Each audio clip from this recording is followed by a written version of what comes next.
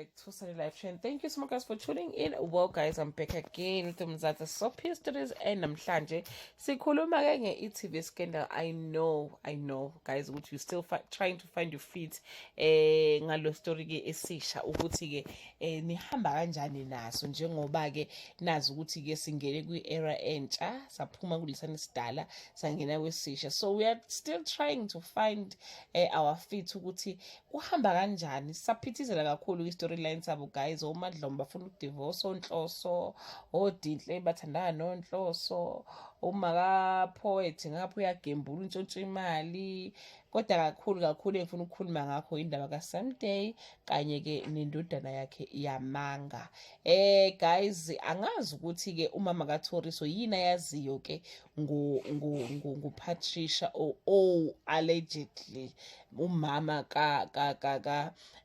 kaMthunzi, because uthe mayethi uzalo Patricia hayi wavele wakhumbula khona into ayaziyo ke umama ke kaThapelo, umama kaThebs. So asazi ukuthi yini ke azoyenza guys, but ke kuyavela ukuthi ke uzocela kuThalitha kul edges ukhupula to intervene if a stranger takes advantage of his brother. So I think they will talk sense to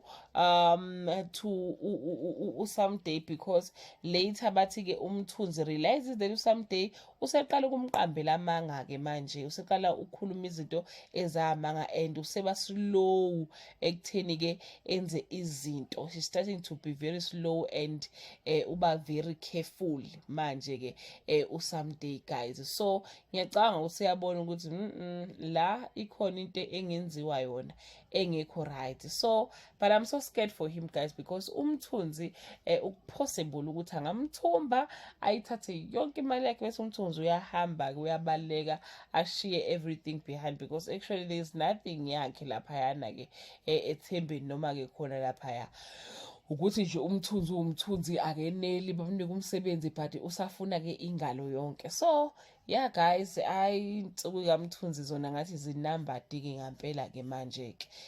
That brings us to the end of this video. Do leave your comment below and share your opinion. Bye.